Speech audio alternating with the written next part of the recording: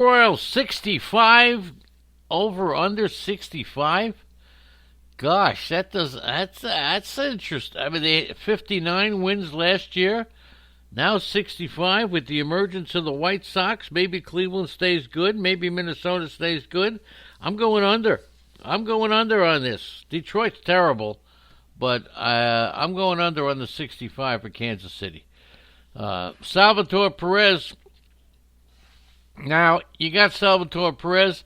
A lot of people are surprised that Salvatore Perez is still on Kansas City. How come he hasn't been traded? Maybe they could have got a lot for him. So, but they didn't. He's still on the team. And with Salvatore Perez, if he hits you 245, 250 with 20, another 245. How many, if you've listened to these previews, every team has got a 245 hitter with 25 home runs. Every team has two of them. Some have three. Many have four. He missed the entire season. He recovered from Tommy John surgery, but he was not really missed by fantasy players. A lot of catchers did okay. His value comes from his ability to get a lot of at-bats, a lot of playing time. So we'll see. It's possible that he could be cut back a little bit this year.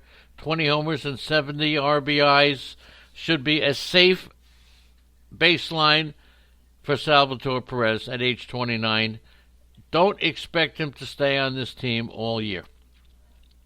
At least I don't expect him to. Over at first base, you got Ryan O'Hearn and maybe Ryan McBroom, but we'll only give you Ryan O'Hearn. And I was bullish on O'Hearn. I thought he would be better. I took him in our Sirius Dynasty League, and it was a mistake. Okay, so that's for sure. Ryan O'Hearn, he exhibited a little power at some point during the season. I thought he'd do more. He's 26 years old. 15 to 20 home runs. He's a big guy, 6'3", 225. He came back down to earth during his first full season in the majors. He made an impressive debut, but that was late in 2018. He was in a platoon role, 26-year-old. He had he had a 195 batting average. Only hit 14 homers in 105 games after hitting 12 homers in 44 games the year before. So I thought he'd do better. He didn't. He'll do better this year. 230 batting average, 18 homers, not draftable. Ryan O'Hearn is, and that's if he picks up the pace. So Ryan O'Hearn at first base, Finificula. All right, let's see if Nicky Lopez. Boy, when he came up, remember when Lopez came up? He had all those guys come up with him. I even forget who they are, but there were a ton of prospects that came up at the same time. Nicky, I projected because of his ability to steal bases that Nicky Lopez was going to be better than a lot of the big names that came up. And Nicky Lopez wound up stealing only one base last year. I was very surprised. He made his major league debut in mid-May, and his track record with 24 steals in rookie ball, and then he had 14 steals. Track record showed me he was going to steal bases, and he failed to do so. So, look, he was made his major league debut, as I said, around mid-May. He was very good, walked 14, almost 15% of walks, very few strikeouts against AAA pitching, and then he took out the starting job in the middle of May, went on the injured list, made 100 starts in total. So, look, he's not anything that's great. He's not even going to steal a lot of bases. The Kansas City's in a full rebuild mode. Lack of quality depth behind Lopez will keep him at second base, so he'll rebound. 270 with nothing to speak of. Not a very big pick. Some people like him, though, and I thought he had the ability to steal bases, but didn't show me that. Alberto Mondesi. And whoa, baby, people hear his name and we jump up and down and we hear all the stolen bases and we remember Alberto's father's name, Raul Mondesi. He's 24. Remember when he made his debut in the World Series? So anyway, we thought he would steal 70. We thought he'd steal 80. but then he suffered a left shoulder injury after his return from a groin injury, and he had been running wild in the first couple of months. He stole 27 out of 30. 27 out of 30. He finished with 43. So he ran again, and then he hurt himself. It's all about running. He'll hit you 270. He can hit. His kid's not bad. 270. He'll hit you 15 home runs. In the minor leagues, he had a 14 home run season. In the 2018 in Kansas City. But so that's it. It's all about the stolen bases. Had the injured shoulder last year, but is showing an ability to bounce back, and we'll see if he could do that. And he could steal you more bases. A guy I took in a draft was Maikel Franco, and we expected a lot from Franco. Didn't get it. But we could get it here in Kansas City. He will be put at third base. He won't be moved around for Scott Kingery or anybody else. And he'll hit you 250. He will hit over 20. He'll hit 20 home runs. And that's what he'll do. He received a lot of playing time at third base. But look, he has a 14% strikeout rate. So that's not bad. But he doesn't have the power. They wanted power. 6'1", 230. They wanted power out of him. They didn't get it. He was supposed to have it, but he didn't show it. He had a 236 BABIP. Okay? That's the second time his BABIP was below 240 in the last 3 seasons. So is he unlucky, or is he just the kind of guy that hits got a 24% infield fly rate? That's the worst in the league among players with 400 plate appearances. That's why his BABIP is so bad. When you hit ground balls, your BABIP will be better because ground balls can go through. When you put the ball in the air, it's a lot easier to catch a ball. And infield pop-ups, forget it. BABIP, my foot. So you can't say he's unlucky. He is just awful if he continues popping the ball up, okay? So don't make the mistake. Oh, look, he had a 236 BABIP. It's because he hit a lot of pop flies in the infield. So come on. Sometimes BABIP is a BABIP is a BABIP. Bubba Starling, Alex Gordon, Whit Merrifield, Brett Phillips, Hunter Dunn. Oh, my God. But let's talk about Bubba. Starling, I got to tell you, Bubba Starling, you think of Bubba Starling, oh, he's going to be a star. He's going to be a Starling, yeah. But we didn't see it. And he's going to get a chance to play this year. And let's see if he can do any better. Bubba Starling is going to play. He's going to hit you 250. He's going to hit you 10 home runs. He's going to steal you 5 bases. And that's it. 5th overall selection, 2011. Finally reached the 2011. He's 27. Made the majors last year. Amazing athlete because he hasn't done anything, and he's a good athlete. He hasn't been able to put it together. So there's nothing to tell me that he's going to put it together this year when he couldn't put it together in previous years.